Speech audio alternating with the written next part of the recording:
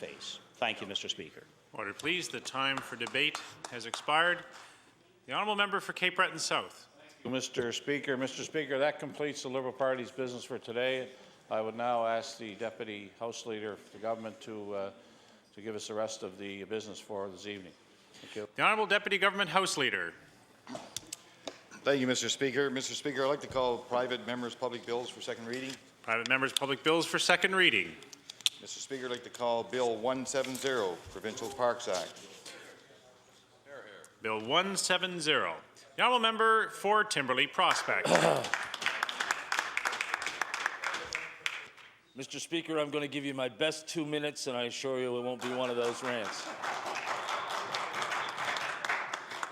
And I hear the members opposite really happy with 2. It might be 3. Don't get me warmed up.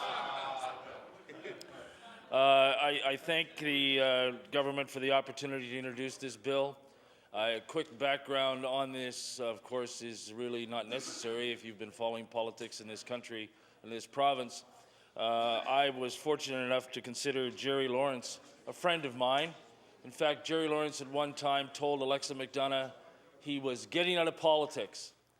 And Alexa said to him very surprisingly, "Now, Jerry, why are you getting out of politics?" And he said, "Well, there's this guy who lives out in Tantallon. I've heard all about him. I hear he's going to run for the NDP." Believe it or not, I had the opportunity to run against Jerry Lawrence in 1988, the last time Jerry was elected. He was the Conservative member for Halifax St. Margaret's, and he was an excellent member. Jerry did many things in our community. I first, of course, met him, when he was Jer Bear in the morning. And he used to call the school where I was the vice principal and pull this "Hello Metro" on me. And if anybody has ever been caught by Jerry Lawrence, he had great amount of humor in everything he did. And I'm sure that when he reads these comments, he'll realize that I'm delivering them with a voice that maybe I might even fool him if he called me on Hello Metro. Lewis Lake Park is a provincial park located in the riding of Timberley Prospect. It was a model, an example during Jerry's time for one of the first fully accessible parks in our province. And it's a popular park to this day, not just for those who are disabled or in wheelchairs, but because of Jerry's efforts, you can come down into that park, come right out onto one of the fishing piers, if in a wheelchair or if you have canes, walk right down out and drop your line, very accessible. Picnic tables that are specially made for those who are physically disabled. It's attractive. It was used as a model, and the compliment for this example has to go to Jerry Lawrence. Now, Jerry and Sheila lived in our community for a number of years. Jerry, first of all, was a Halifax alderman in the 70s. He won a number of national awards. He won the Vanier Award, an award where, of course, he was recognized for his outstanding contribution to the paraplegic community. Jerry is a friend, someone who I've always treasured the moment to run into. He's a friend continuing to the community of Timberley Prospect. If you catch him once in a while, he still does a spot on one of the local radio stations. He's got a legendary voice. When he spoke in this house, he was listened to. When he spoke in the community that I lived in, of Halifax St. Margaret's at the time, he was listened to. And I think it would be appropriate to recognize Mr. Lawrence, his work for the paraplegic community, in making Lewis Lake Park an accessible park as an example for other provincial parks to follow. Jerry Lawrence deserves to have this park named after him, and I look forward to the support of the House on this matter. Thank you. Honourable member for Cape Breton South. Thank you very much, Mr. Speaker. And Mr. Speaker, it's a pleasure to rise this evening and speak a few words about the bill that the member from Timberley Prospect has brought before the House today, and I want to congratulate the member in doing so.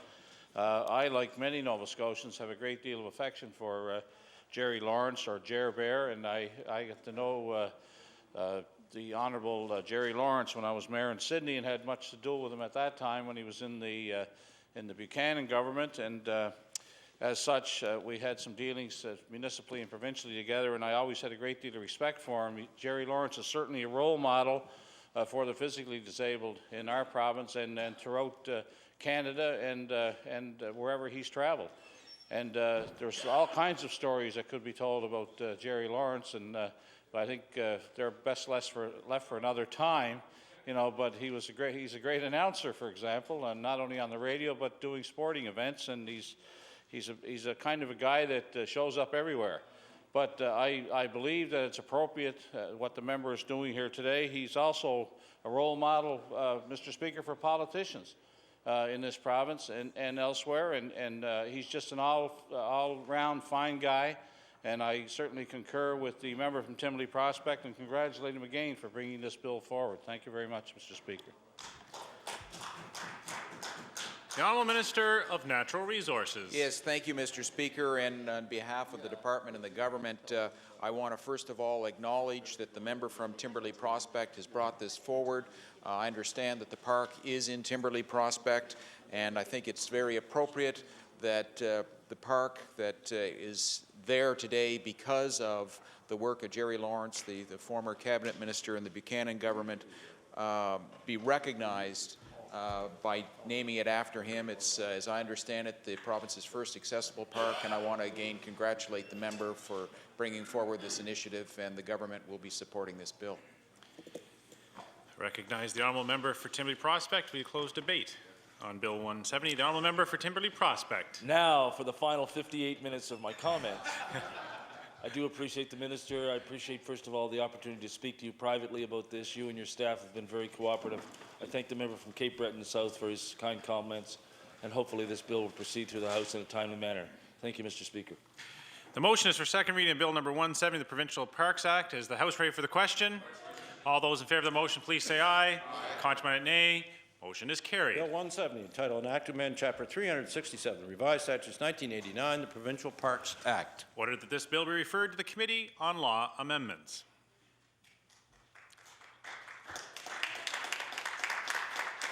The Honourable Deputy Government House Leader. Thank you, Mr. Speaker. Mr. Speaker, I move you do now leave the chair and the House resolve itself into the Committee of the Whole House on Supply. The Honourable Member for Dartmouth East. Thank you, Mr. Speaker. I'm pleased to stand here this evening and take a few minutes to talk about some of the things that are important to the constituents in Dartmouth East. And first of all, I would like to say I hope I can make it through 15 minutes because I think I'm suffering, as a lot of people in here seem to be this week, with a lot of bad colds, coughs, and flu-like symptoms. So it's been a very quiet week in here, and I think that's one of the reasons why. I think this was one of the quietest opposition days I've experienced since 2003 because a lot of people are ill. And I hope people that have had to go home recover quickly. I'd also like to thank my constituents that have perhaps tried to contact me while I've been in here and have been very patient in me returning calls and what have you. And I'd like to say thank you to my constituency assistants that are holding down the fort while I'm in here. Having said that, I do have a bit of ground to cover, and I'd like to talk a bit about what is in the budget and a bit about what's not in this budget. I do have some questions I think a lot of people, if they've been following at all what's been going on in here, some questions that people may have and that I certainly have in regards to the budget, specifically on issues such as health care, pharmacare, senior services, community services, families and our communities and education. Also, I'd like to, if I have time, cover some issues pertaining to my constituency that include the alterations/renovations for my high school, Prince Andrew High School, and crosswalk safety, which is a huge issue right now and continues to unfortunately be on the minds of people in my constituency and right across the province. Also, accessibility for disabled people in my community and affordable housing for my seniors. And education continues to be one of the top priorities in Dartmouth East. I know right across the province, healthcare does seem to take a lot of the time and the issues that we address in the House. But education, I think, is always there on the minds of people across the province. Specifically, I do have constituents that have issues that they contact my office about, Mr. Speaker, and probably the same issues that people contact you about. Pharmacare, home care, landlord tenancy issues, long-term care issues, and a lot of wait time issues in my constituency.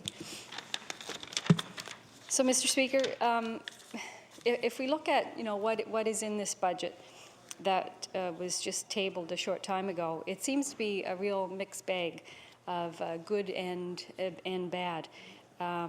Some NDP commitments do appear in the budget, and of course we're happy to see those, and I will just mention a few of them.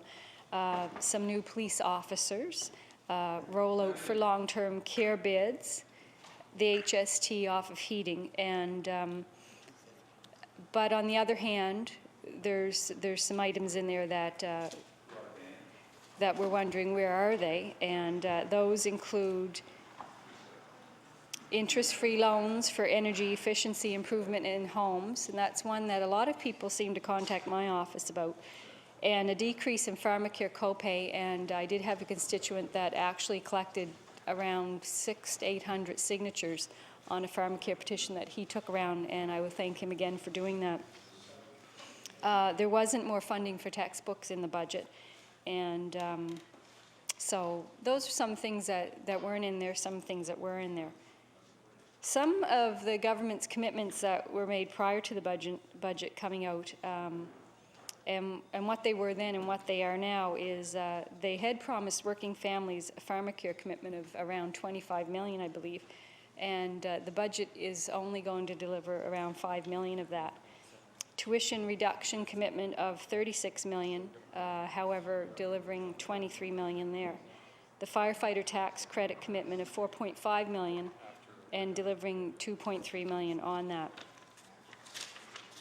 So, Mr. Speaker, when I look at the budget document, and basically just really the budget speech or business plan, what you may call it, the budget documents don't tell the whole story, and that's why we have estimates, and that's why we do have a chance in here to question the various ministers on the smaller details in the budget, because when I have talked to people in prior budgets, they seem to think that we are handed documents which contain detailed information, and simply not the case. There's a couple of pages, for example, for various departments, and they're huge numbers. We're talking everything in the millions of dollars, hundreds of thousands, and we don't get to see the smaller details. So I guess the devil is in the details, and that's why we have to spend all these 40 hours in estimates, which we all enjoy, questioning the various ministers. And we do thank the ministers for the job that they're doing in trying to provide us with those answers. Mr. Speaker, in this budget, it appears that there was around $500 million more to spend. And the government, and I'll quote one of the things in the budget, it said, "Most important, we are providing sufficient resources to fund the key programs and services our citizens rely on."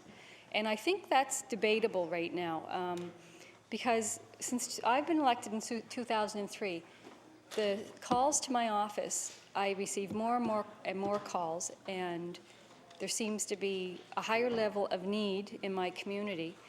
And so I guess that this is what, we're here to sort of ferret out, is by asking questions to the various ministers, digging into the budget, and then coming up with, what are we in the end going to do about that?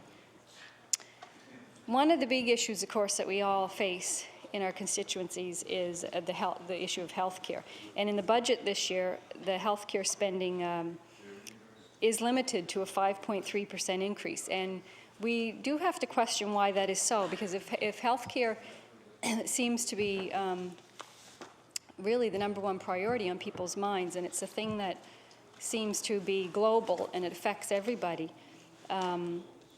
there's a vague mention of sufficient funding to existing programs and services.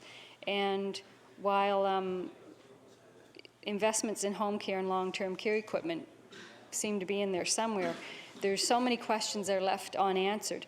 It doesn't really, you know, if you look at those budget documents, it doesn't say, this is how many doctors, this is how many nurses, this is how many LPNs, this is how many RNs you are going to get at the Dartmouth General, or you're going to get at the QE2, or what have you. And those are the kinds of questions that if people are going to phone me, they're going to say, okay, does this budget mean that now my wait for knee surgery is not going to be 2 years? It's going to be a year? It's going to be 6 months? And that simply doesn't seem to be the case. I don't really think that that's what's really going to happen with this budget. And also, the commitment to pharmacare is something that's very concerning to me. I have a fair amount of seniors that live in Dartmouth East, and they're very concerned, you know, when they're on a fixed income. When you go to door-to-door canvassing, you quickly learn that a lot of seniors are really barely scraping by. They're just hanging on to their homes by the thinnest of threads. They're living, you know, sometimes in just one level of their home. They can't afford to put a new roof on. There's things like this they can't do. And when the pharmacare copay goes up by $46 a year, that's money that they don't have in their budget, and they have to find it somewhere else. And that $46 is simply going to come out of somewhere else. So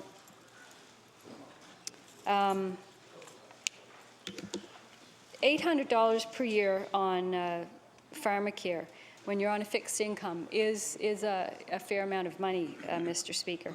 And as far as we know, the money that is in there to spend this year really is not going on the program, but more in developing a program. But, you know, I'm not even sure about that. Services for seniors in Nova Scotia continues to be an issue. And, you know, we've heard that there's X amount of beds, long-term care beds, going to be rolled out. But then again, they're not all going to happen tomorrow. And they're going to happen over maybe a 10-year period. And I don't know what that looks like to the hospital closest to my riding. I don't know what that really is going to look like to a hospital in, you know, near Pictou, or it's just those details are not in a budget, and which makes it very frustrating because the critic, you know, for that area, healthcare or whatever, only has so much time to ask questions, and then the other members, you know, the time is divided up. So we're just constantly digging for the answers to these questions. So it's no easy task to be able to become informed when you're in here, because there's things happening in 2 different places at once all the time. And so, you know, what it comes down to is when people talk to me, they want to know, well, what does that mean for the Dartmouth General? Are the wait times going to be shorter in there? If I'm brought in by a paramedic, am I going to be in a hallway for 3 hours? If I end up, if there's a shortage of long-term care beds, am I going to end up on the 4th floor of the Dartmouth General for 1 or 2 years, because there's simply no other place for me in the province at the time? And so, Mr. Speaker, you know, there's just so many issues that really are of high importance to people in Nova Scotia, and specifically in my constituency. And one of them, of course, is the crosswalk issue that we've all seen and been faced with recently. And I will try and question the Minister for Transportation and Public Works later on that in more detail, but we've heard, you know, that there's been a Road Safety Advisory Committee since 1997. There's been subcommittees of that committee. The Auditor General's report has said that there's been poor data collection. Some of the numbers don't jive. We've got recommendations that were made by that committee and just were not followed through on. And it doesn't seem like a lot of those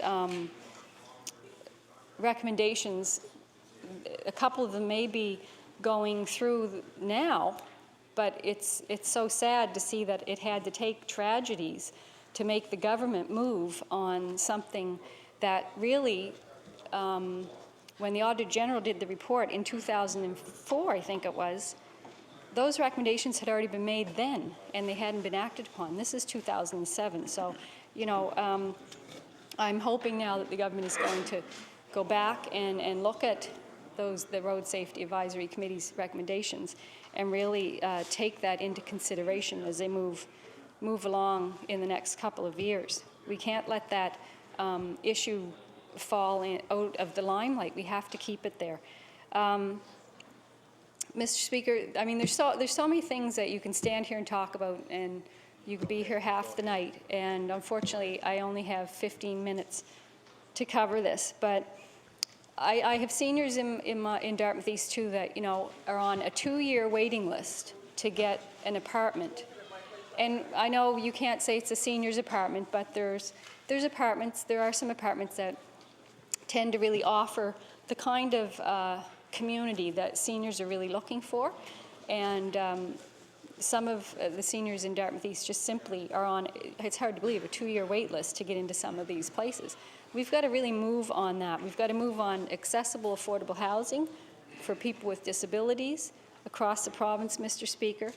And I am disappointed in hearing the other day that Prince Andrew High School will not be receiving the renovations and additions yet again this year. And I don't really fathom why that is so, and I'll keep pushing and asking questions in here. But it is a little bit disconcerting to hear that something that was in a plan a long time ago has still not been followed through on. And again, you know, broken promises are not something that I think we should be making to the people of this province. So having said that, Mr. Speaker, thank you for listening, and I'll take my seat. Hear, hear. Riveting. Is carried. The House shall resolve itself in the Committee of the Whole House to supply unto Her Majesty.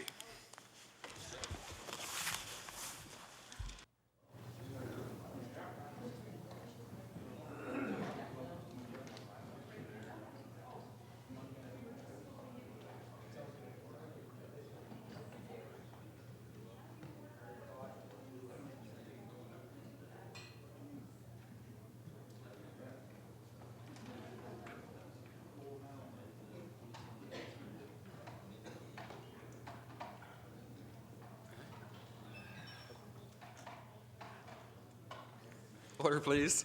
We'll now call the Committee on Supply of the whole House. And we'll call on the Honourable Member for Hants East. Thank you, Mr. Chair. Just looking at my time, I know I have 27 minutes. 27 minutes.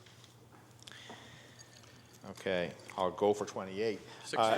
We'll give you to 6:48, Honourable Member. I want to thank the minister and his staff. I'll say ahead of time, I'll thank them for all the good things that are going to happen in my constituency just ahead of time. I'm sure there'll be a long list, and the minister probably won't be able to tell me it all in 27 minutes. So, I want to, I guess first of all, I guess one of the complaints I've made over the years, and I want to say to the minister, which has fallen on deaf ears, I think, is the issue that I feel is a lack of staff in the department in my constituency at the local depots or highway sheds.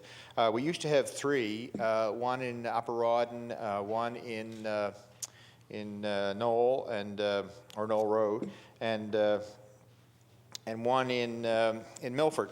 And anyway, we are down to 2, and we have been for some time. The shed in Rawdon was closed down some years ago. And the number of workers for DOT has been quite reduced in that period of time. So recently we had layoffs in the last week or 2 weeks. And so I want to know, is that something that happened province-wide, or was there just certain areas that saw a layoff of some of the staff? The Honourable the Minister of Transportation and Public Works. Thank you very much, Mr. Chairman. I can tell the honourable member that every year it's a common occurrence when the end of the winter works program comes about and there's a period where spring work is not ready to be underway, that you would get layoffs and work interruptions of this nature. Honourable member for Hants East. Thank you, Mr. Chair. So the minister didn't say, well, that was province-wide. Is that? Okay, thank you. Could the minister explain to me what the difference between an MOS and an OS is at the local sheds? The Honourable, the Minister of Transportation and Public Works.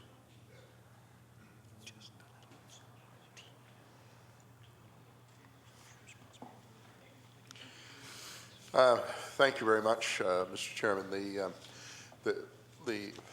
The work that's performed by both is similar. The fundamental distinction is that the operating supervisor has budget responsibilities as well as responsibilities for human resources, whereas the maintenance supervisor doesn't have those administrative responsibilities. Honourable member for Hants East. Thank you, Mr. Chair. Thank you, Minister. Can you tell me why we don't have MOSs in Hants East? And can you tell me, do they have them in Hants West? The Honourable, the Minister of Transportation and Public Works.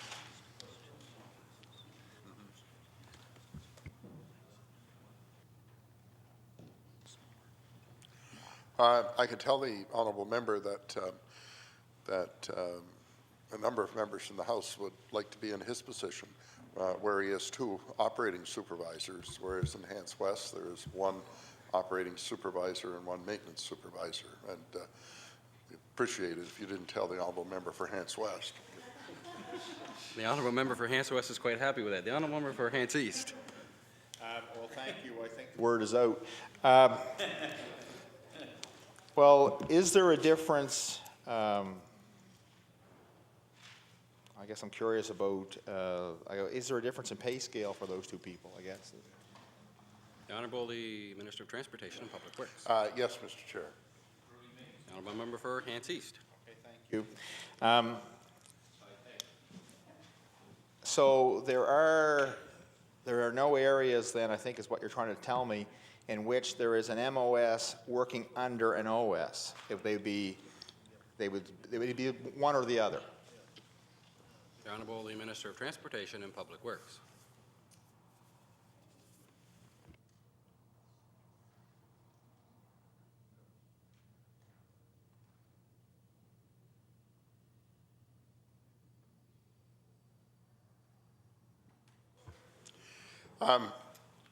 The relationship between the MS and the OS is really where the MS sort of acts as a right-hand person to the OS in terms of the work that's being done, and you will have situations where you would have OSs without there being an MS, but I believe that anywhere where there's an MS, there would also be an OS. The Honourable member for Hants East. Okay, thank you, Chair. Thank you, Minister. Okay, that causes me some confusion as to your comments around Hants West, which kind of made me think that the MS wasn't working, or the MOS wasn't working under the OS, that they were kind of two distinct job roles and maybe in two different sheds is what I was thinking, whereas in Hants East I have an OS in each shed. So I'm not clear as to if MSs generally work under OSs, I guess, across the province. Is that what you're trying to tell me? The Honourable, the Minister of Transportation and Public Works. It's the size of the base that really determines the configuration of the personnel, and in the situation of Hants East, you have two bases, but they're not as large as the one base that operates Hants West. So in the situation in Hants East, you have an OS stationed at each base. Whereas in Hants West, because it is a larger base operation, then you have an OS who operates out of there and a maintenance supervisor that operates with that operating supervisor. Honourable member for Hants East. All right, thank you, Minister. Appreciate it.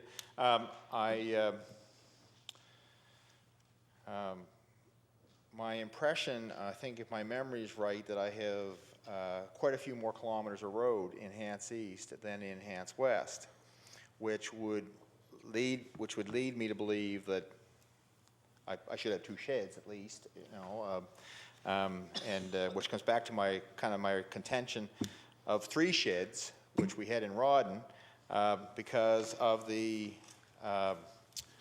time for, you know, if you consider the area that the Knoll shed would take care of, which would be basically from the Goss Bridge, I believe, in South Maitland, up to Walton, the Kennecook area out, and all the Rawdons from the Cheese Factory Corner out through to Hants West, basically, plus Mount Uniacke.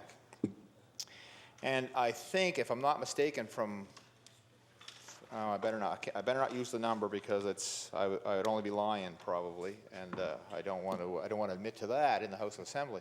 But I do know, on checking with my area manager at one time, the difference in the amount of gravel roads. We just about had the same kilometers, I think, in paved roads in Hants East as Hants West, but we had a very large difference in the number of gravel roads, or the kilometers of gravel roads, which actually, it seemed to me that we had pretty near as much gravel road as we had paved road in Hants East, and maybe your chief engineer can tell you, because he was my area manager some time ago, and which makes me think that because of the area, that we definitely should have more staff, because in the Hants West area, the town of Windsor would do some, and I think Hantsport or maybe Falmouth would do some of their own roads as well.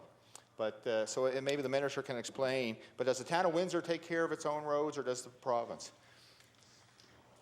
The Honourable Minister of Transportation, Public Works. The town of Windsor looks after its own roads, yes. The Honourable Member for Hants East. Thank you, Mr. Chair. Okay. Well, look, I just want to ask, or relay some concerns. I was out to Cox's Poultry Farm in Sterling Brook, which is just heading west, I guess, from Maitland. And this operation, well, they produce eggs. And they hatch, and I'm going to forget the number, but my thought tells me 100,000 chicks. I was going to say weekly, but I might be wrong on that. But we're talking a lot. And the complaint they were getting, actually, it was twofold. That some of the people who purchase eggs from them, and they would send a truck for that, and they were complaining about the amount of cracked eggs they got traveling over that road. So I want to inform the minister, if he's not aware, that this section of the 215 is part of the Glues Cap Trail, and if there's any roads that I would assume, if we're going to promote this to the public to travel over these roads, that we would be concerned about the condition of these roads, especially on tourist routes. So I'm trying to seek some information as to whether anyone can tell me if they know of a plan to do any sections of the 215 as far as upgrading, repaving, whatever the case may be. The Honourable Minister of Transportation and Public Works. Thank you very much, Mr. Chair, and I can indicate to the honourable member that we are, in fact, doing 2 sections, in one in 354 and the other in 214. Now, it's perhaps that's something we can keep in mind for another year, unless the honourable member wants me to switch one of those this year. We're open to suggestions. The Honourable Member for Hants East. Well, I think my first suggestion would be to do more, not change the ones you've already seen fit to do. And I gotta say, when you're an opposition member, any pavement is good pavement. You know, I don't usually go splitting hairs with the government when, you know, if they pick a road, you know, I'm usually willing to accept it. And I want to say, you know, I should go on the record to say to the minister, thanks. You know, appreciate those two sections being done. I know the people really do appreciate it. Yeah, definitely, if you want to think about another year, I kind of think that this is probably a little far down the road. I think the tenders actually have been awarded for those jobs, maybe, and so I can see that would cause some, you know, some problems. So, but definitely for the future, that's, you know, I think I gave the minister a list the last time we met, and so, you know, 215, 236, the 202, the number 2 highway through the corridor, is one that I was really hoping to get more attention to the Hants North area of my constituency where I feel the roads are worse. And so I haven't heard much complaint, but I know through the corridor with the volume of traffic, this is going to be an issue.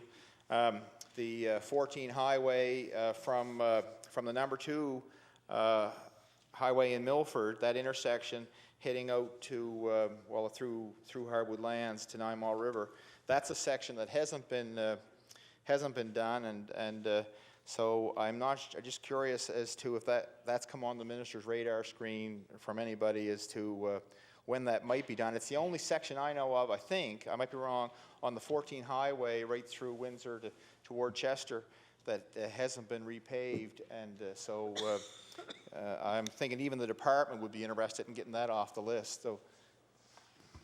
The Honourable the Minister of Transportation and Public Works. Thank you very much, Mr. Chair, and I believe that the department does recognize there are a lot of challenging pieces of road in the honourable member's riding, and we are attempting to address those. Obviously, not as rapidly as the honourable member would like, but I haven't met a member in the House yet who has said to me, you've really done enough, Minister. We don't need any more. But I haven't reached that stage yet, but we're doing our best. Honourable Member for Hants East.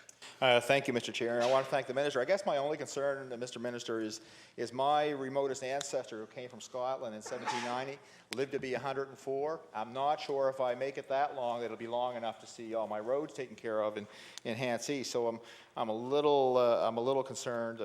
One of the gentlemen on the 202, or what I would call the Valley Road in West Gore, he called me and like 354 is being done, and the 14 was done through Rawdon, and he said, I got good roads around me, I just can't get to them.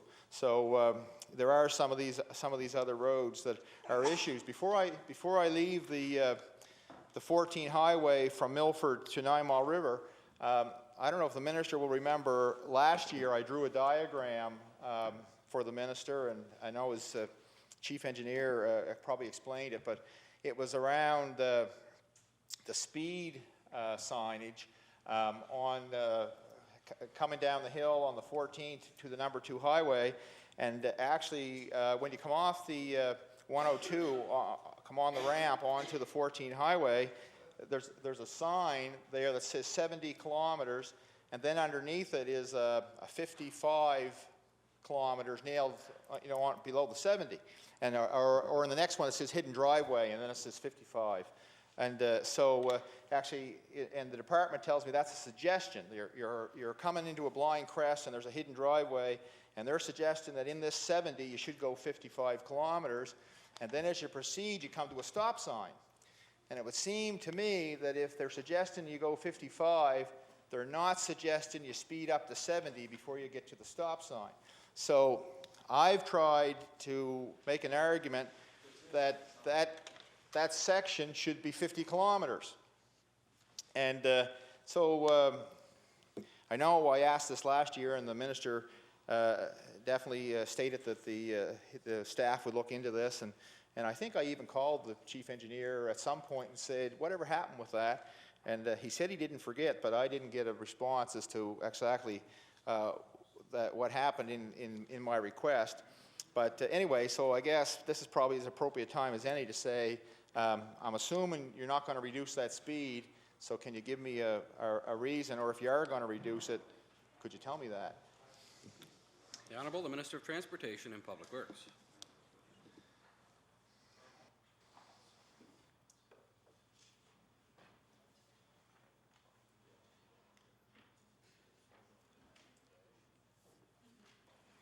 Thank you very much, Mr. Chair, and I do recall the honourable member raising this issue with me, and I can tell you that my chief engineer is quite familiar with the situation and did in fact investigate the circumstance on trunk 14 and didn't feel that there was sufficient reason to do the reduction that is being suggested by the honourable member on trunk 14, but in the course of doing that investigation did find that there was appropriate reason to reduce the speed limit on Highway 2. So the honourable member got results, not quite the results he was looking for, but he did get results. And Mr. Chair, I just want to let the honourable member know that he made reference to living to 104 to get all of the work done. I have to tell him now that the last 4 years of that he's on his own. Don't intend to be here. But. The Honourable Member for Hants East. I won't ask what you mean by, in what capacity you don't expect to be here. Well, if you're looking at the speed reductions on the number 2 highway, then I've had some requests through the Village of Lance. People would like to have a speed reduction there, and anyway, if that fits, I think in Elmsdale and Enfield it's 50, but I think it increases through Lance and comes to an 80 when you start into Milford, up Ross's Hill we call it, but. So anyway, I know the people there are looking for a speed reduction. There's no sidewalks in Lance right now, and that's, I think, is part of the reason. I want to draw the minister's attention to something I raised before, and I'm curious as to where it's going. I think last year, the minister, and I might be wrong on this, but I thought I was told that there was a 6-wheel drive truck coming to Hants East.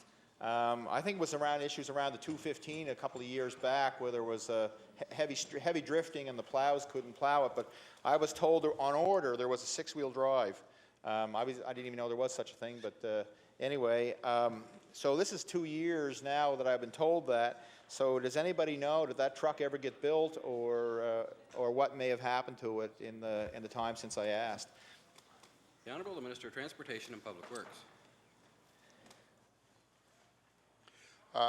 Mr. Chair, I'll have to get back to you on that. I don't have that information at my fingertips.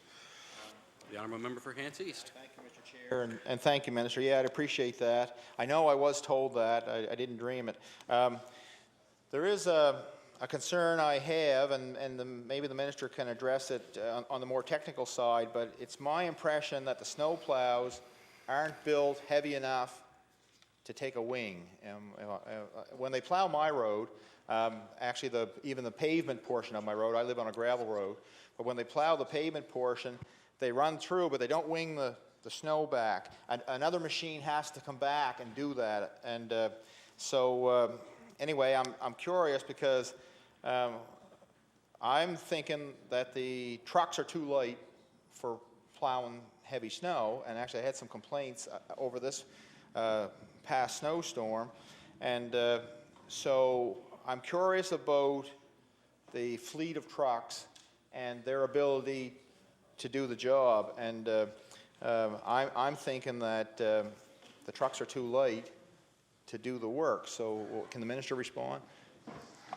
The Honourable, the Minister of Transportation and Public Works. Thank you very much, Mr. Chair. Because of the wide variety of roads and conditions that exist in the province, and weight restrictions that are in place in certain roads, it is necessary to have a variety of vehicles. And the honourable member is quite correct to suggest that some vehicles, which are single axle in nature, are light. They are capable of opening up an initial track on a road, and those vehicles do go on and clear roads where the weight restrictions would be such that those vehicles could be used. But we do have to send tandem vehicles which are capable of handling the wings after those vehicles, or put them on other roads full tilt. So because of the variety of roads, especially with respect to the weight restrictions that we have to have variety in the fleet of trucks that we use. Honourable member for Hants East.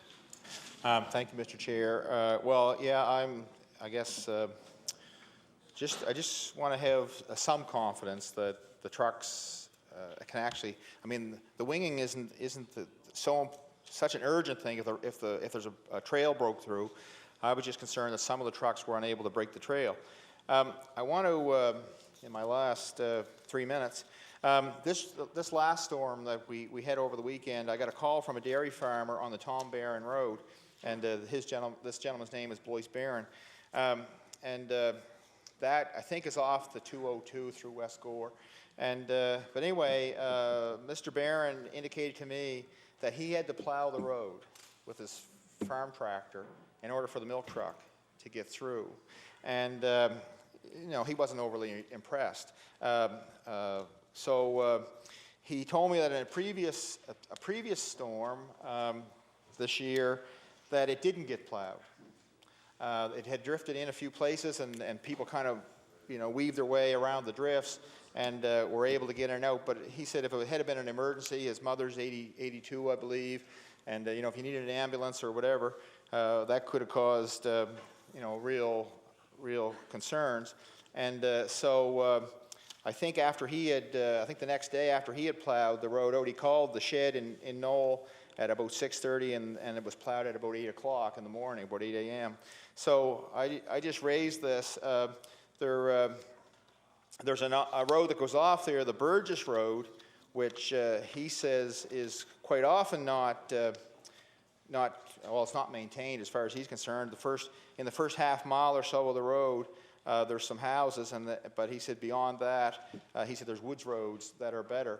And so he said that he thinks that the department should at least you know, state whether they're going to maintain it, put a barrier up, or do something so that people don't actually think that they're going on a maintained public highway, which is what that's supposed to be. So anyway, I just leave those comments. If you have a response, for sure, I'd like to hear it. And but you know, I do have to say that I think the department has made some strides on the quality of roads in my constituency. I don't want the minister to think something different. I have seen some improvements. Certainly in the Hants North area, there's not a close gravel source that I think that would make it a lot easier to get a lot of really good, well, I say Class A, maybe I'm wrong, and what type of gravel should go on those roads, but there's a lot of roads there that don't have great gravel cover, and that would really please those people if that could happen. But anyway, I'll allow the minister to respond in 15 seconds. The Honourable, the Minister of Transportation and Public Works. Thank you very much, Mr. Chair. The first thing I would say to the honourable member is when I would encourage him, and perhaps he does, to stay in contact with the local engineer with respect to some of the problems that he did identify. Again, this time of the year, we do reach circumstances where to put a heavy plow on a road could in fact wind up causing more damage than any good that it would do as a result of the spring breakup in the road. Now, whether that's the circumstance that we're dealing with here, I'm uncertain, but this time of year it is rather tricky to to be able to, deal with things like that, because do you send the plow out and then have a road that's severely rutted for the remainder of the spring until it's dry enough to be able to fix it up, or do you, do you allow, if it's passable, people to get by on it, in especially roads that are very, very lightly traveled. However, inconvenience is never nice, and I think that's what the honourable member's referencing. Thank you, Minister, and thanks to staff. Order, please. The time for the NDP caucus has expired. I'll now recognize the honourable member for Preston. Thank you, Mr. Chair. I've got a few questions for the minister. I've got probably not a unique problem in my riding, but a couple of places I've got some leftover drainage pipes that, from subdivision developments that I want to talk about now. When I say leftover, these roads were built and approved by the Department of Transportation some years ago, and one road I'm not sure of the age of it. The other roads, other subdivision be in the 70s, when the standards for drainage and subdivisions weren't as high as they are today, and they sort of didn't follow on past where the place was. I've got one area in Lake Echo that the whole subdivision dumps down through a gentleman's yard, and pipe must be 36-inch diameter where it comes out, and then when it goes through his yard, it just dumps in his backyard, and then into all the neighbors below him, including the local fire station. And then it sort of finds its way down through, goes through another property, has destroyed that property and the one below that one, and it has caused a big problem. Now the problem with that is, and I know the department has so many things that they're responsible for now, the problem with it is nobody will take responsibility for it. Nobody. And when it was originally designed, it was signed off by the department. We've got documents that show the department signed off the drainage plan and all that. And probably when they signed that off, in one case there was no home there, maybe right beside where the pipe is now, but below there was homes. There were homes. So whether when the new homes were built at the time, they redirected the flow, or who knows what transpired. The problem is eventually this has got to be fixed. It has to be fixed. It's caused flooding in the basements, flooding the yards, and there's small children in the area. So indeed it may be a problem.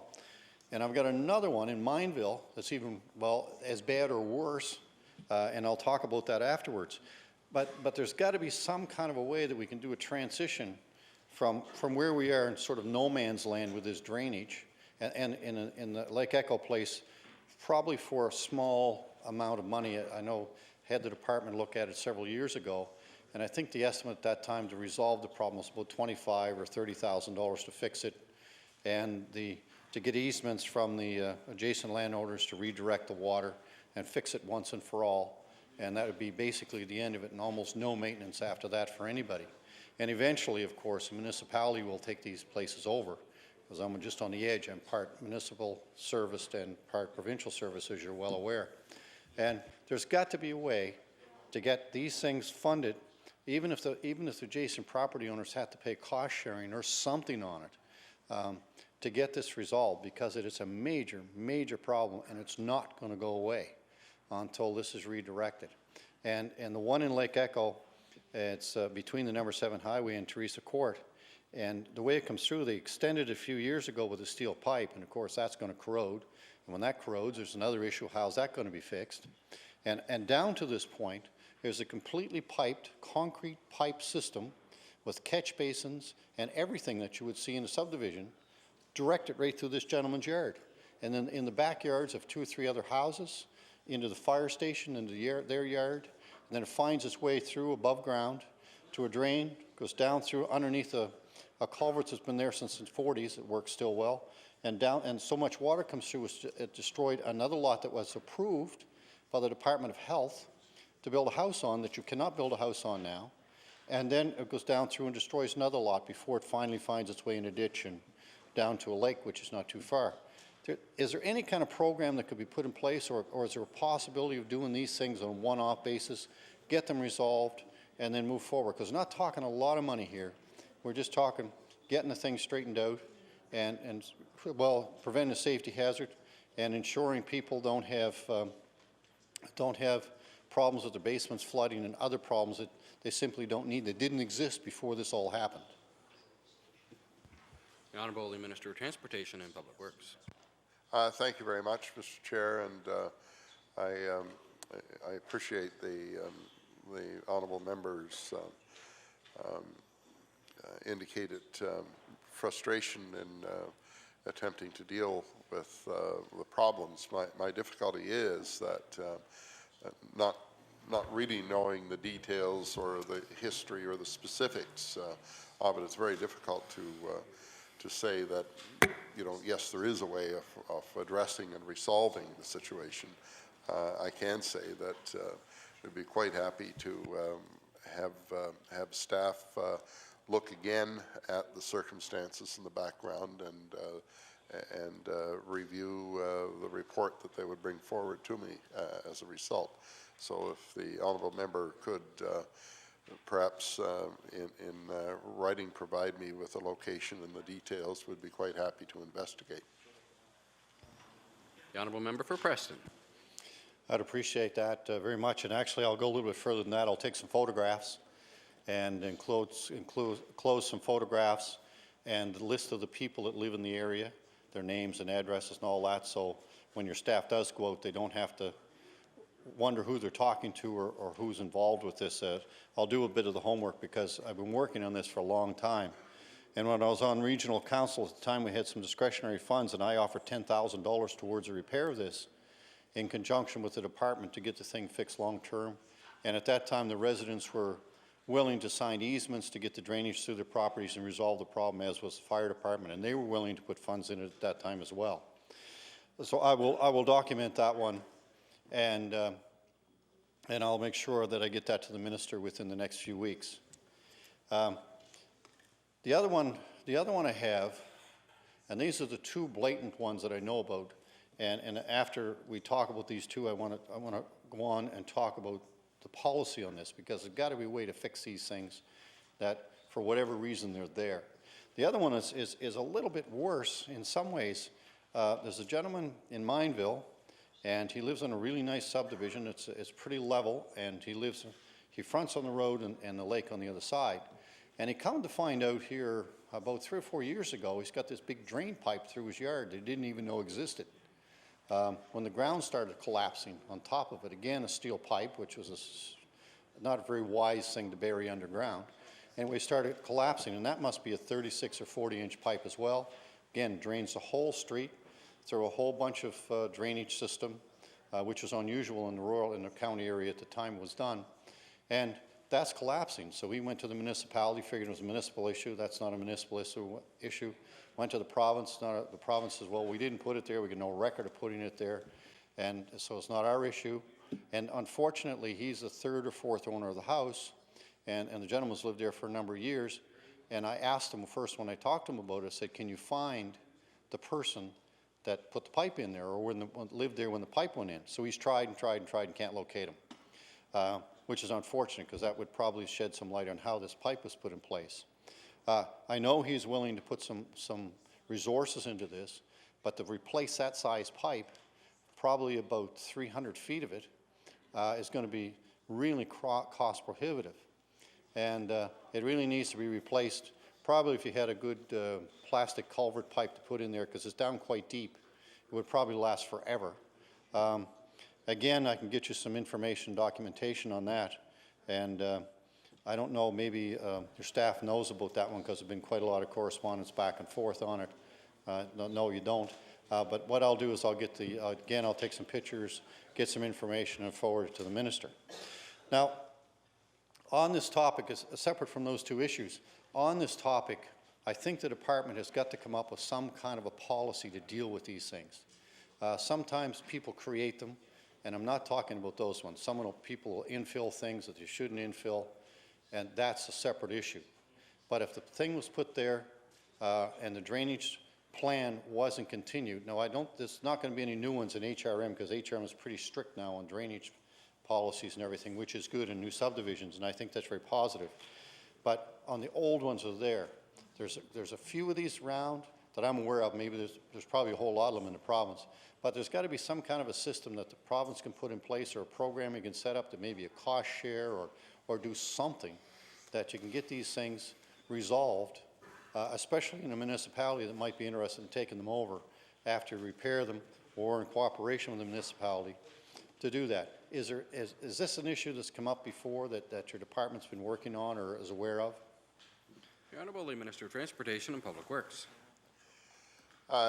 Thank you very much, Mr. Chair. And we do wind up being presented with a variety of circumstances, and they're very difficult to deal with, because it's very difficult to find the origins, if you like, of the problems. And you know, for example, the Department of Transportation and Public Works is being looked to resolve in some situations, and I'm not certain whether one of the situations described by the honourable member would fit in this category or not, but you have a few houses that are built, and there's a drainage system put in place that accommodates the flow from those areas. But then after that, you have subsequent development that takes place, and it flows into this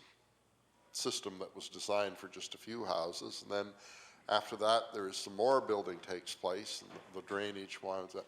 Now, the department hasn't had anything to do with the approvals with respect to those building permits that were issued in other locations. So how reasonable is it for the department to be asked to accept responsibility of those situations, which are really situations, and I think the honourable member referred to the fact that HRM is now much stricter than it had been with respect to issuing permits, especially around drainage issues. I relate to this simply to say that we are an operation that works with limited resources in terms of the jobs that we have to do.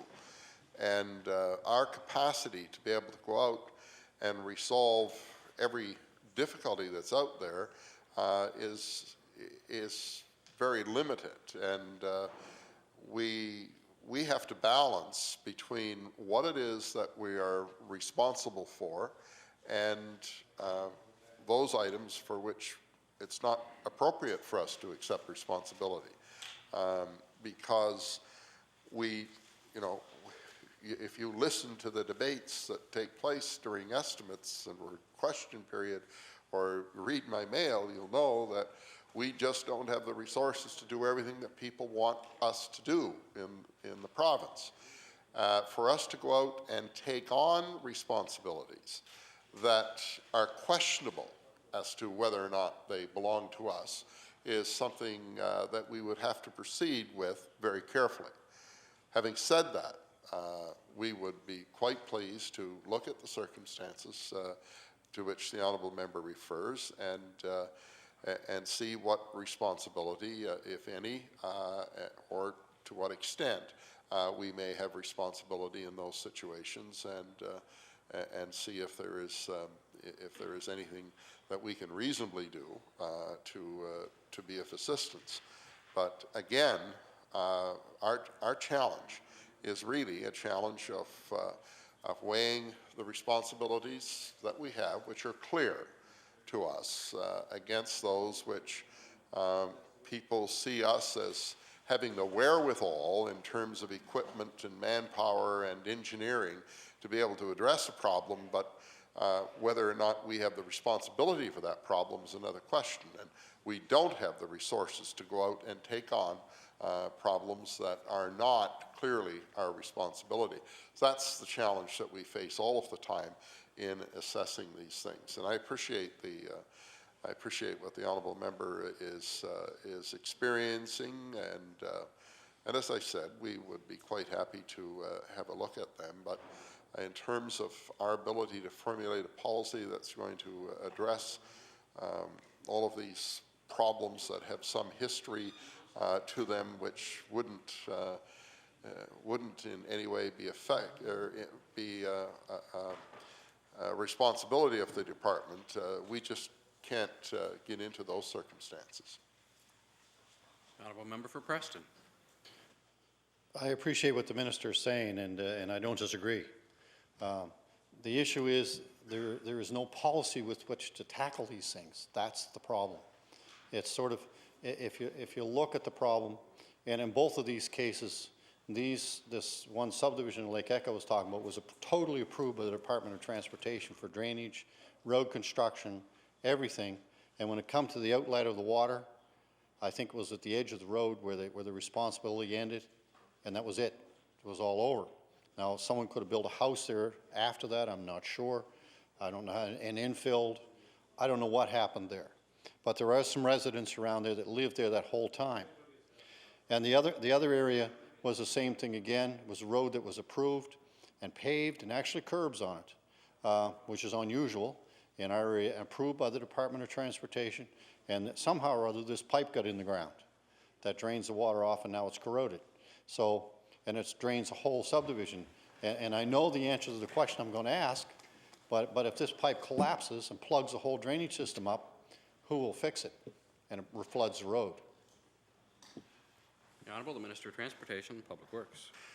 Thank you very much, Mr. Chair. And while the honourable member is totally familiar with the circumstance that he describes, I'm not familiar enough to be able to provide an answer that would be of any value, based simply on a word description that I've had. So it would be something that would require more investigation than that before I could provide an answer. The Honourable member for Preston. And I appreciate that. I don't mean to put the minister on the spot here. That's not the idea. But what I've been told in the past with other drainage problems that were questionable, let's put it that way, the department will come in, they'll dig out the pipe, make the water flow free, and they won't put the pipe back in, but they'll dig the guy's yard up and make the water flow away. And I think they have the right to do that to make sure the road is passable and safe and all the things that should be. And that really has to be the way it has to be. So the issue with this one is if this pipe does collapse and the guys get, this is all lawned over, it was like that when he bought it. He bought into something he didn't realize was there. That was the problem. And not someone that won't take something on himself to get it fixed. I mean, that's not the kind of person I'm talking about. Sometimes these problems are, someone creates it for themselves and then they won't pay to fix it. And I've seen lots of those, and those ones I'll never bring to the minister or anyone else in the department. So I'm just wondering if there's a process or something that the department could put in place, not necessarily to commit funds to it, but a process. When someone approaches it, get this drainage problem, what is the process to go through? It doesn't mean that the property owner that is faced with this problem can go to the neighbors and get a standard easement put through, so we can put a drainage through. Maybe the neighbors get together and do it themselves, but under the proper, authority with the department, and do it properly so it doesn't cause an environmental problem or doesn't cause a construction problem or anything else. And then down the road, the department's got to get in and do some maintenance on this. They can get in and do it with all the proper clearances. Because some of these things, I think the people would chip in together and fix it, but they can't do it by themselves. So if there was a policy or a system put in place to do it, it would really help. The Honourable, the Minister of Transportation and Public Works. Thank you very much, Mr. Chair. And as I indicated previously, it's very difficult to formulate a policy that's going to be able to respond to such a variety of circumstances as have been referenced by the honourable member.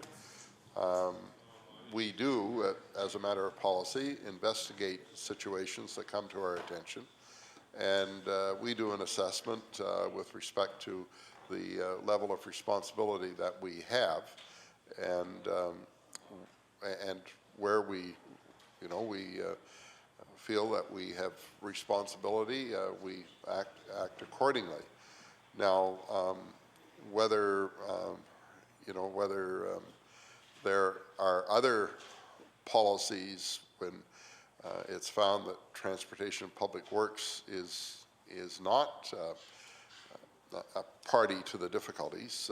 Whether there's other forms of redress or not, I'm not certain. But again, I will say to the honourable member, we'd be quite happy to respond to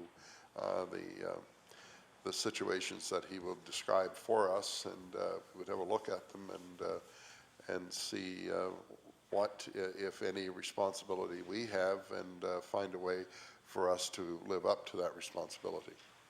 Honourable member for Preston.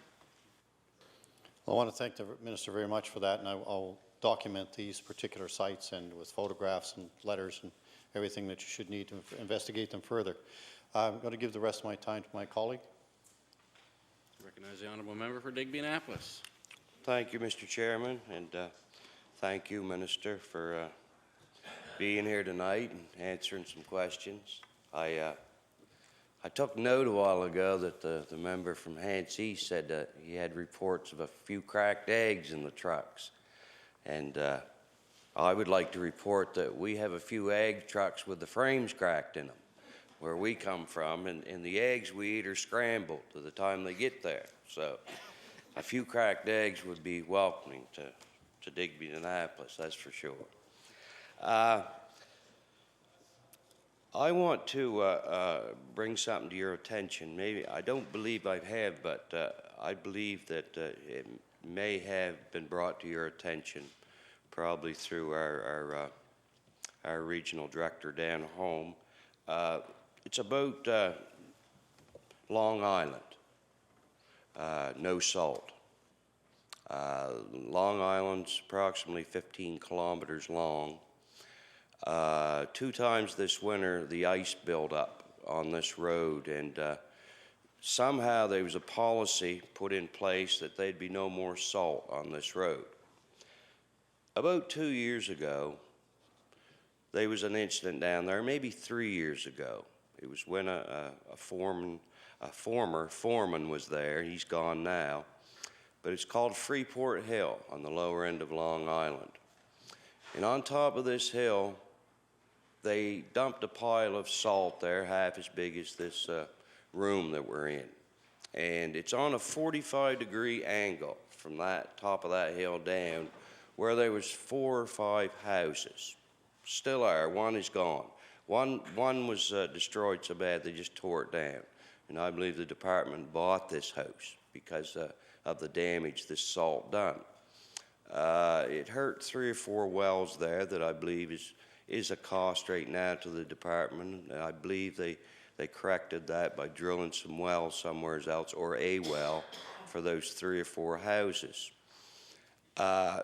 Since that happened, somehow a policy got made on that island, or put together for that island, not to have any more salt put on the roads anywhere. Now, this wasn't a mistake from your department. This wasn't a mistake of the people. This was a mistake of a foreman that was there who said, pile that sand on top of that hill, which anybody with any common sense would know that it runs downhill in rainstorms, whatever's there, especially salt. So anyway, that happened. That's all right. It got corrected. I believe the department corrected it. But somehow a policy got made, no more salt on Long Island. So 2 times last winter, after the cold snap struck here, after the 15th of January, about an inch of water and ice got frozen on that road down there. And it was cold. It was 15 or 18 below zero for a long period there. So they put sand on it, sand only. And I got calls from school bus drivers. I got calls from people on that island like crazy. So I went down myself, personally, and I drove on it. And the wind was blowing so hard down there, when they put the sand on this frozen ice so hard, the sand would blow off it, blow off the ice. That's on this inch of ice on the road. So it miled up, it got milder there a couple of weeks after, and it disappeared. They just kept putting sand, putting sand. They was dumping sand continuously on this ice. So it miled up about a week or 2 later, and it melted away. And then back it come again. So anyway, the phones were ringing again. So I went to, I even called Mr. Larkin in Bridgewater. And Mr. Larkin told me that there's a policy on Long Island that they had problems with wells down there the whole length of that island. So I started investigating myself. And there was no other problems on that island. The only problems there was with wells was where this pile of salt was piled, which was a mistake by a person who put it there. So I should have brought this to your attention, but I brought it to Roger Larkin's attention, which I figured he would bring it to your attention. So maybe it was my mistake. It was only those 2 times that this ice was on that road. And it was very dangerous. It was just like a skating rink because that sand, it was so cold it wouldn't stay on there. And they just piled it on night and day to try to correct that problem. So is that policy going to stay in effect for Long Island, so that it never receives salt again on that 15 kilometers of road? The Honourable, the Minister of Transportation and Public Works.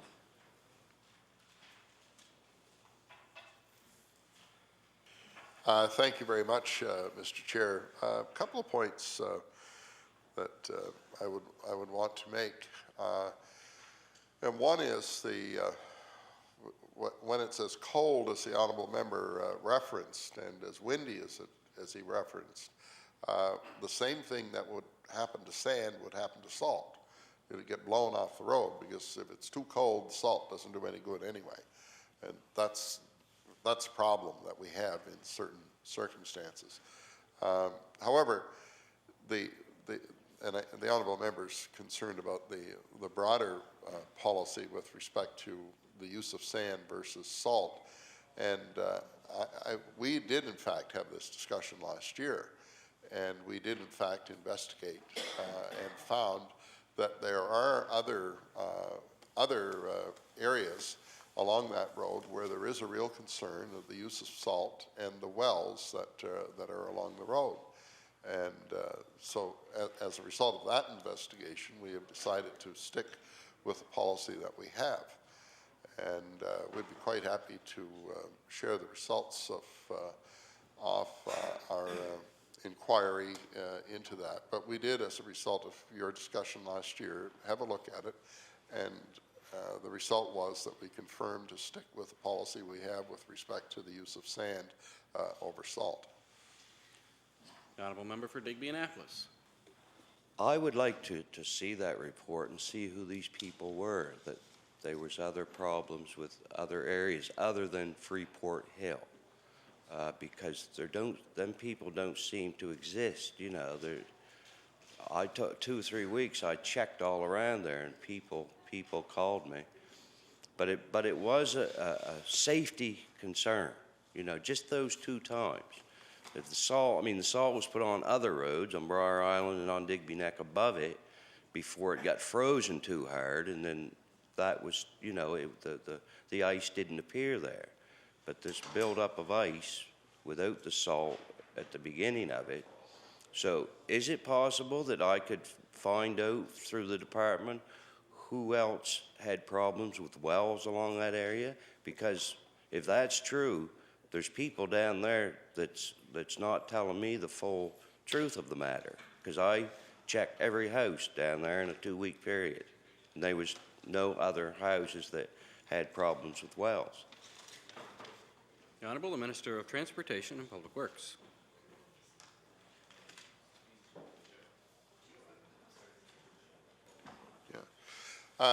What we will arrange to have done for the honourable member is we'll arrange to have the person who provided us with the information contact you, and you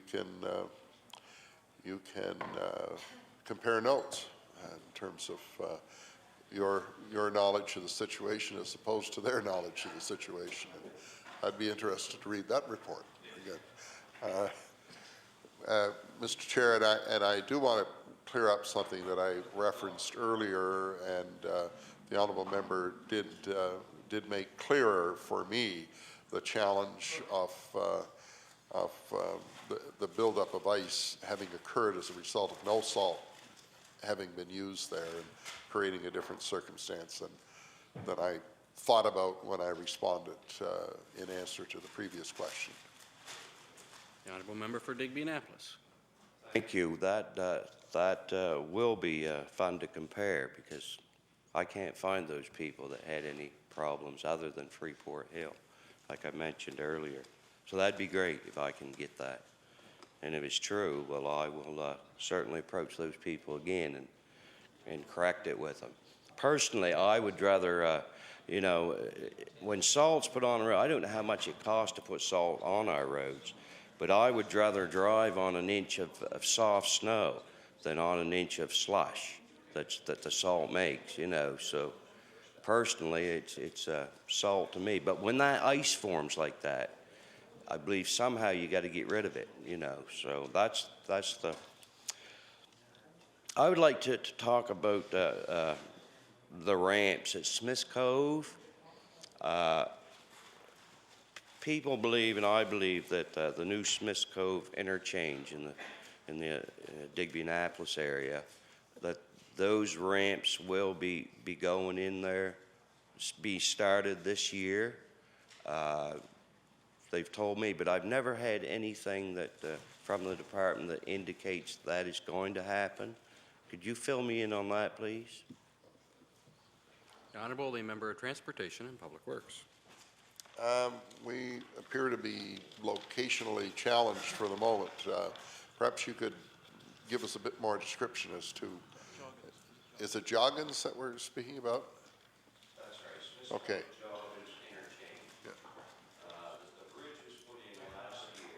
And it was supposed to be in 2 stages. It was a provincial and federal, federally funded project. That's right. And I let the honourable member know that in 0708, we are realigning trunk 1, 500 meters at a cost of $302,000 is the estimate. And trunk 1, and further realignment or grading. Okay, and then paving and grading for 300 meters. That's grading and paving? Yeah, realigning and paving trunk 1 and building the ramps. And the total of that is $2.9 million. The honourable member for Digby-Annapolis. So that will be happening this coming spring or this summer. The tenders will be out on that. I'd like to bring something else to your attention again about ramps. The member from Clare and I both have brought this up to you about Cornwallis interchange, which has eastbound ramps on it with no westbound ramps. And we brought this up probably a year ago, and the response from your office was that that would be in the planning stage soon. About a year ago, that was said that all it needs there, the dirt, the gravel's all pretty much hauled there. All it does is needed leveling off and the ramps finished and paved. So is that still in the planning stage or not? The Honourable Minister of Transportation and Public Works. Thank you very much, Mr. Chair. Just to go back to the previous answer when I indicated that those ramps were being built and the realignment of number 1 and the pavement of number 1, that will not complete that interchange. There's still an amount of $2 million work to be done to complete that interchange in the following construction year. So I didn't want to leave the honourable member with the impression that we would have that interchange fully completed this year, but it's really a 2-year project to have it fully completed. In the answer to the question he just asked me now, it is still in the planning stage, and it's possibly something that might be addressed if we get the agreement in place with the federal government with respect to funding. Thank you. The honourable member from Digby-Annapolis. I would like to touch on RIM money. we know RIM money's allotted for each county or riding. I'm not sure what. That's part of the question, I guess. Just how is it? Is RIM money allotted by the length of road or by the amount of people in that riding or county? The Honourable the Minister of Transportation and Public Works.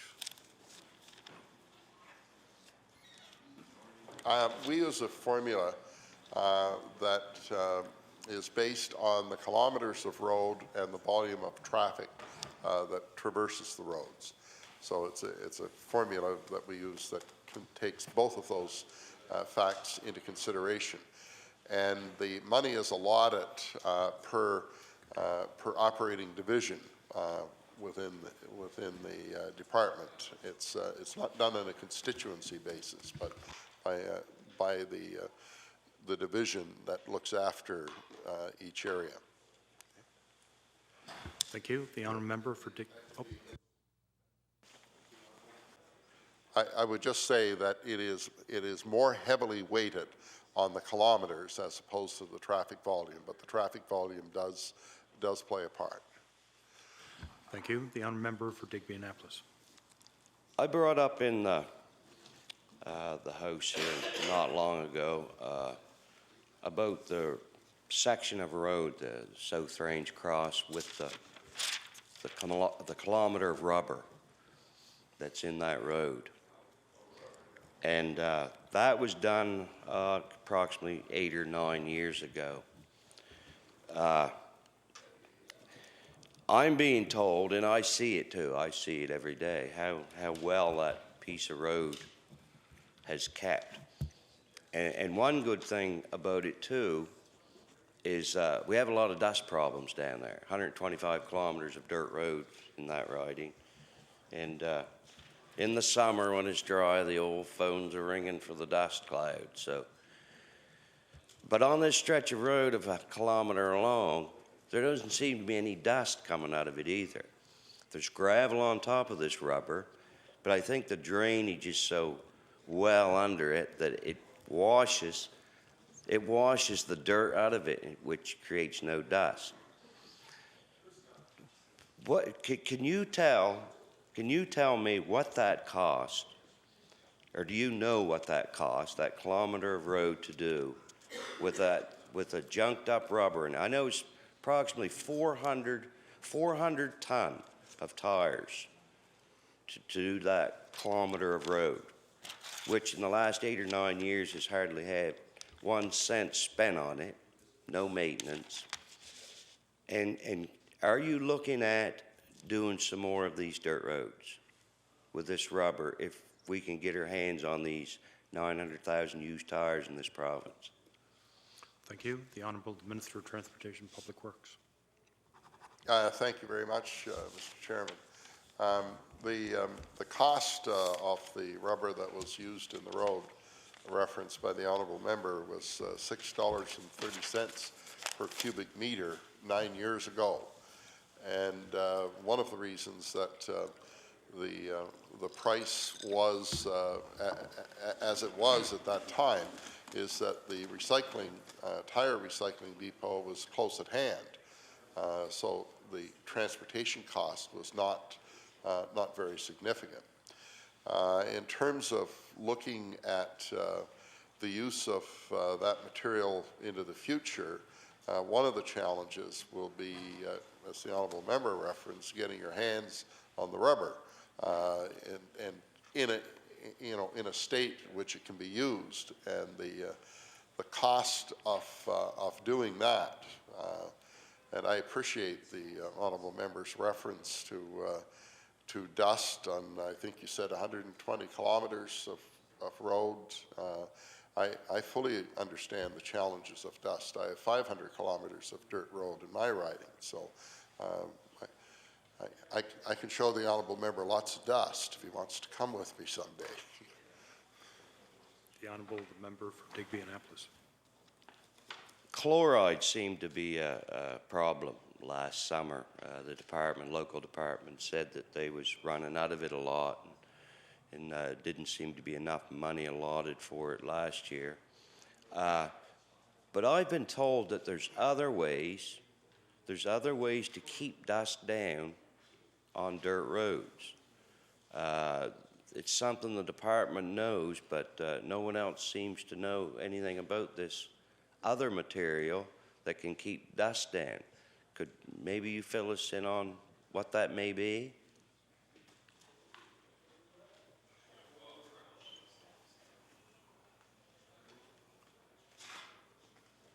The Honourable Minister of Transportation, Public Works. We used to use calcium chloride a few years ago, but we switched to magnesium chloride because it is cheaper, but there doesn't appear to be any noticeable difference in the capacity of each material to control dust. That's the only difference that we are aware of. Thank you. The honourable member for Digby Annapolis. Well, similar to what you put on the road in the winter, the salt, the rock salt, I believe it is, rough salt. They claim, I've heard this, and I don't know if it's true or not, but they claim if you put that on a dirt road in the summertime, it'll slowly melt away into the dirt and also keep the dust down. Does the department know anything about this? Thank you. The Honourable the Minister of Transportation, Public Works.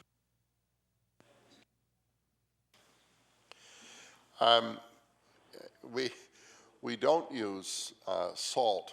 The honourable member would know we don't use salt on gravel roads in the winter because of the deterioration that occurs to the gravel road as a result of the use of salt on those roads.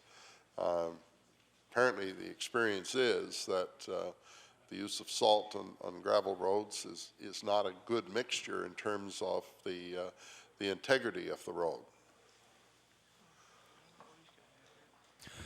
The Honourable the member for Digby Annapolis.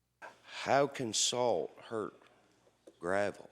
It doesn't seem to harm asphalt, so how can salt hurt the gravel? That don't seem to that don't sound right to me.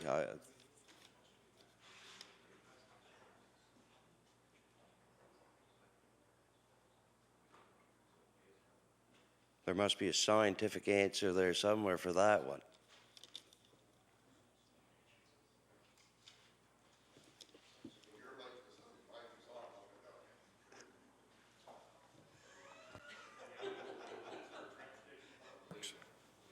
We should just stare it up.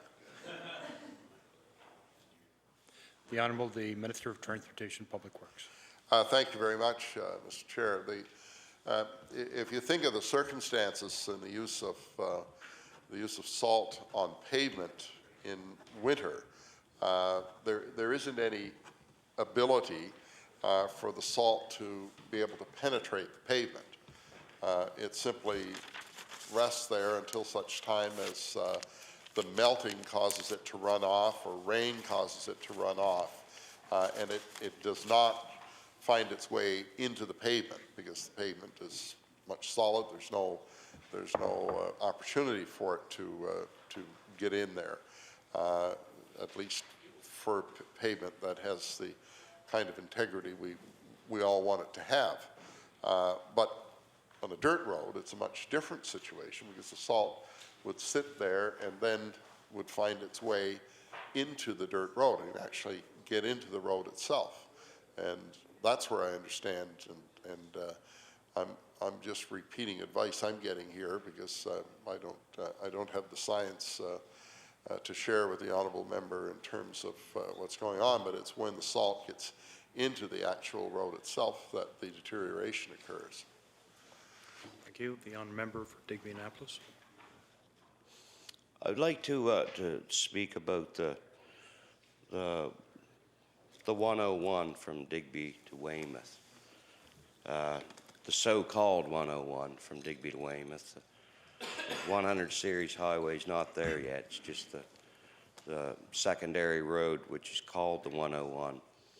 I've had people say to me, if we can't get the 100 series Highway 101 in here, which for 35 years they've been saying a lot of them's pretty discouraged now anyway. But how could you reduce?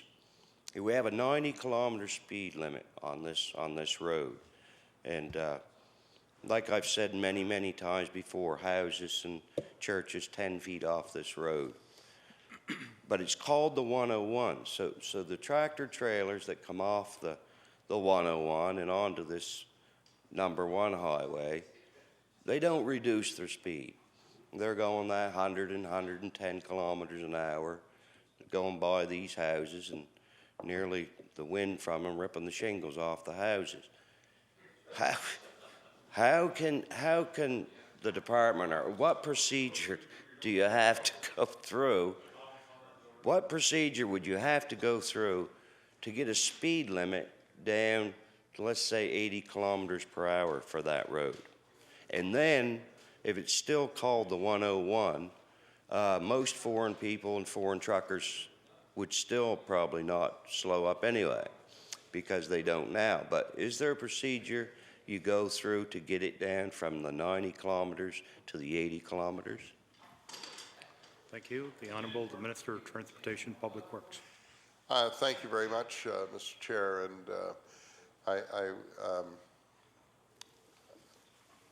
you know, as I listen to what the honourable member is saying, I don't think the solution would lie in lowering the speed limit.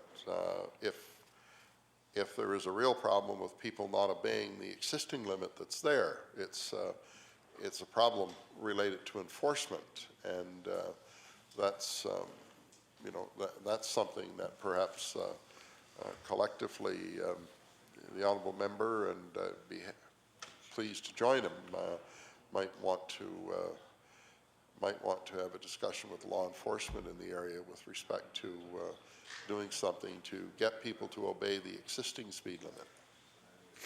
Thank you. The honourable member for Digby Annapolis. Speaking of the 101, how far along is the final plan in place for the 101 to go between Digby and Weymouth? I think it's been realigned a couple of times. I believe a lot of the buildings and homes that are in the new alignment have been bought up. I know one was just moved a week ago off its foundation. Could you tell me how far along that is, and is the alignment in place for that highway? Thank you. The Honourable, the Minister of Transportation, Public Works. Thank you, Mr. Chair. I tell the honourable member that there are plans available, or we have plans with respect to the alignment of the 101, but those plans are not finalized until such time as we have sign-off on the environmental process, the environmental assessment of what would be submitted, and that has not yet been completed. So it's only when the environmental assessment is completed that you know what your plan could be, because it has to be signed off by the environmental assessment. Thank you. The honourable member for Digby Annapolis. This environmental assessment, how long does it take to do an environmental assessment? That's been going on now for, I would say, 2 to 3 years, the assessment of that 25 kilometers of area. How long does it take to do an assessment for that size? Thank you. The honourable member, the Honourable Minister of Transportation, Public Works. Normally, we're dealing with a situation that probably takes about 2 years to complete. However, in that situation, the Environment and Labour have established a new set of rules with respect to the environmental process, and there's some uncertainty as to whether that road would fall under the old set of rules or fall under the new set of rules, and we're trying to get that cleared up. And when we do have that cleared up, then we'll be able to proceed. The honourable member for Digby Annapolis. When the environmental assessment is done, which probably could be in the next year or something, would it be possible to get a date for that road to be started from Weymouth to Digby? And I think you could probably even look 10 or 20 years down the road. You know, is it possible to give a date out that far for a highway? I mean, I've been here 3.5, 4 years, and I don't want to keep asking this question over and over and over, you know, because I'm asked all the time. Just every time I go to Weymouth to Digby area, it's automatic. When's the road coming? 35 years it's been going on there. And anyway, if I had a date, you know, 20 years down the road, is it possible to do that, to set a date that far ahead? So at least you could say, well, look, you may not see it, but it's going to be done. And this is the date that we have in mind, 2025, whatever, you know. Here's a little bit of hope for you to get them trucks off your back doorstep. Is it possible? Is something like that possible from the department? I mean, I know you can't look too far ahead, but there must be some kind of a vision there the department has to finish that piece of road from Digby to Weymouth, because 35 years, you know, and the people don't let up on it, to me, you know, but I've just given up saying I don't know anymore. I just put my hands up. But it'd be nice to have, look, your grandchildren's going to get to use this. If I could say that, that would be something to give them. So is something like that possible?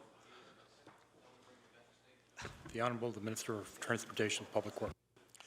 Thank you very much, Mr. Chair. And the answer to the honourable member's question is very much dependent upon the money that is available. And I feel reasonably more confident that we'll be in a position to give the honourable member what he's looking for, which is a date, as a result of the federal budget, which did identify considerable amount of money for infrastructure on the national highway system, and the 101 is part of the national highway system. So that is a road that would be eligible for money, and it is something that when we have the agreement in place, we can then start applying the money and look at potential dates for various sections of road throughout the province. And I made an offer to the honourable member for Clare to come in and have a look at our long-term plan with respect to the 100 series highways in the province. And if the honourable member would care to join the honourable member for Clare when we do that, we'd be very glad to have him. The honourable member for Digby Annapolis. So that stretch of 101 from Digby to Weymouth, there is a plan there? Yes, we do have a plan for all of the 100 series highways in the province, but the question as to when is a question that's dependent upon available funding. So, you know, we can say that if this much money is available on per annum basis, then these are the projects that we can do. This is the amount of time that it will take to complete them, and this is where each of these projects would fit in the total scheme of things. But it's all subject to the availability of funding. And what I've indicated to the honourable member is that if we're able to put in place, and I feel reasonably confident that we will be, a funding agreement with the Government of Canada, then we can be more specific about dates for projects than we have been in the past, because we would know more about the availability of funding than we have known in the past. Thank you. The honourable member for Digby Annapolis. Under, under the new, there's a new winter's work program that's going to be in place in this province this coming winter, I believe, for high unemployed areas.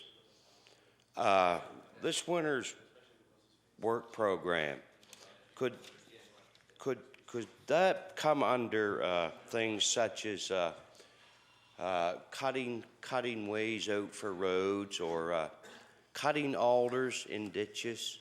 Could this winter works program work in an area like that? I mean, if that could be used for that, I mean, we could put people to work for a long while down in Digby, Annapolis, cutting alders and cutting the way through for the new 101, if that alignment is in place. Is that something this winter's work project could work with? Thank you. The Honourable the Minister of Transportation and Public Works. Thank you, Mr. Chair. The Winter Works program would be the responsibility of the Minister of Economic Development, and he would be putting together the criteria that would be applied with respect to the implementation of that program, and I will certainly pass on your suggestions to him. I'm not certain that the program would be on the scale that would be necessary to go ahead and cut out the right-of-way for the new 101, and I don't want to raise the honourable member's expectations to the point where that right-of-way were cut next winter, that the road would be built before the right-of-way might grow back in again. So I think we'd have to be careful of that response. Hopefully it won't be that long, but I will pass the suggestion on to the honourable member. I do know that he has a mission when it comes to the question of alders, and we'll see if we can find some additional money. Thank you. The honourable member has approximately 3 minutes left. Thank you. I just want to touch on signs. It's been brought to my attention from a fire department, local fire department, that they're going to need new signs for any time they're fighting a fire alongside of the highway. That they're going to need these new signs that are going to cost probably $600 or $700 a piece. And this has only been brought to me by one department, and it's just kind of caught me off guard, and I couldn't give them an answer of any kind. But they said it's something that the Department of Transport is pushing on to the fire departments, that they're going to need new signs to do any firefighting alongside the road, to tell, to danger signs or whatever. Does the department know anything about this? The Honourable the Minister of Transportation. Thank you very much, Mr. Chair. I do know that as a matter of course, if you're involved in work that's taking place along the roadway, that you do have to put out appropriate signage so drivers know that they should slow down and that work is taking place from the side of the road. Regardless of who's doing the work, there's a requirement to do that. Now, whether the honourable member is talking about that fire departments are being asked to comply with that requirement, that might be, but we don't know of any new or additional requirements that are specific to fire departments. Thank you. The honourable member for Digby Annapolis has approximately 1 That's minute. that's just been brought to my attention by the Weymouth Fire Department, to be specific. He was pretty adamant that they needed these new signs, that I believe with lights on them. Said the cost would be $600 or $700 a piece, and he was just asking, if we could help buy these signs. That this is supposed to be something new that just come out. So really, that's all I know. I haven't asked a soul other than yourself today about this, because he believed it was the Department of Transport that was, anyway, I'll leave that with you, and maybe there's something there that we don't know about yet, that maybe he's just dreaming this, I'm not sure. But anyway, it'd be worth finding out. So with that, I will take my place. Thank you. Chair will now recognize the honourable member for Queens. Thank you, Mr. Speaker, and I want to thank the Minister and his department for giving me the opportunity to stand and ask a few questions. As I said a few nights before, standing here, I recognize the hard work of the department and the Minister's role in looking at the priorities of paving across the province, and I know it's not an easy task with the budget not necessarily meeting all of the needs of our roads that are needing maintenance and repairs, and certainly capital projects must be an onerous task. Two concerns out of my riding that I want to bring to the Minister's attention, and I believe I have before in the past. One in particular that I would like to bring to your attention this evening is that of the road around the Bangs Falls area. And if I could just read from this letter that I received from residents in the Bangs Falls area, along with the petition that I will table tomorrow. But I do want to read this because it clearly indicates what the residents around this particular road are dealing with. We, the residents of Bangs Falls, residing on the Medway River, request that some consideration be given to replacing or repairing the pavement from Route 210 through Bangs Falls and back up to Route 210. This route is traveled by 2 school buses twice a day, as well as many large trucks numerous times a day, and the residents of the village. Due to the increase of traffic by tourists, hunters, and fishermen in the summer and fall, the use of the road by heavy equipment and large trucks, it is in deplorable condition. On the lower end of the road, the pavement is broken in small pieces and spongy to walk and drive on. The rest of the road is full of cracks that the grass grow through, gullies and larger cracks that make it unsafe to walk on, not to mention pounding a vehicle over it.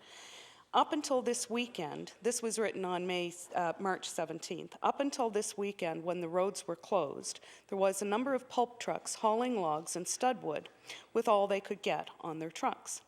This was night and day, with the frost coming out of the ground at the same time. Needless to say, this has greatly added to the deterioration of the road. The Premier of our province, the Honourable MacDonald, has stated on a news broadcast that every cent of our gas tax is being spent on our roads. There are numerous people in this area who would like to see more attention paid to this problem. The longer our roads are allowed to deteriorate, the more it will cost to repair them. Just a note, it seems that when a problem of this nature is brought before the government in power, that it is always the previous administration who is responsible for allowing it to take place. However, remember, it is the present administration who will be held accountable for what was or what was not done during that administration's time in power, when the next election is before the people of Nova Scotia. Thank you for allowing us to present our concerns, we the undersigned residents of Bangs Falls, Nova Scotia. And there are 32 signatures here. And I know that your department and Minister, that you probably receive so many concerns about so many areas of roads across the province. And again, I know the task is great at trying to budget and prioritize the roads out there. So this is with all due respect. This particular road, I have to tell you, I traveled it probably about 3 weeks ago, and it will be the last time that I take the river road until the spring thaw is complete and that there is grading done on that road, because it was just a dangerous road for me to travel on. I couldn't believe the condition of the road, but then I had to remind myself that the previous spring, the river road was in just as much of a deplorable condition, because it is a gravel road. And just to give you a sense of where the Bangs Falls Road is, the River Road runs from Charleston, the Charleston Bridge, up through to Bangs Falls, which then goes into the communities of Greenfield. So we have a dirt road that runs along the river, and when you hit Bangs Falls, there is a crossroads, and it's where this broken pavement actually starts. And the Freeman's Lumber Mill is just up from the Bangs Falls crossroads, where a lot of the lumber and logging trucks would be coming through that road. It's the shortest distance for a lot of that lumber traffic or those logging trucks to travel, as opposed to going around the longer route, which would see trucks go through Middlewood and then down through Liverpool and then into the mill to offload. Over the years, that road has not seen much in terms of maintenance at that crossroads section where these residents are bringing forth their concern.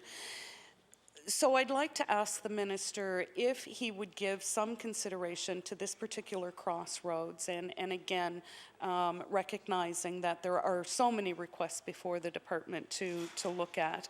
And what the residents are asking for, they're not asking for necessarily replacing, because they state in the first paragraph either replacing or repairing. And repairing is something that I think these residents would certainly be willing to live with until such a time that the budget would allow to see some more work in replacing that particular crossroads section. I want to also add that this particular crossroads section at Bangs Falls at the end of that river road is also where a lot of tourism is starting to develop around that area. There is a campground that just recently opened up a few years ago. There are a lot of kayakers that tend to congregate at that crossroads, where there is also another bridge, and kayakers from across the province and beyond will come to that juncture and go on a trek for a day or two. And so it is important that particular piece of crossroads there does have some repair there, just for the excessive traffic that's happening there. So I would ask the minister to consider that. And one of the questions here, or one of the comments that the residents are making, that every cent of our gas tax is being spent on our roads.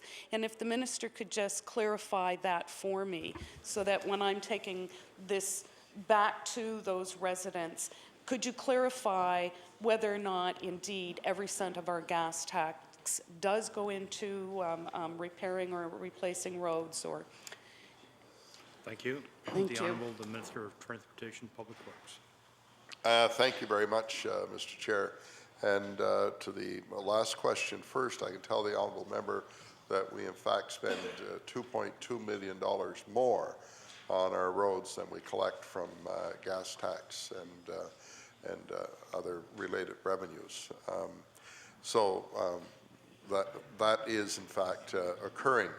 And the honourable member, I know, spent time with the chief engineer and provided him with a list of priorities, and we'll be quite pleased to add to that list of priorities you presented the Blue Cross Road that you referenced here tonight.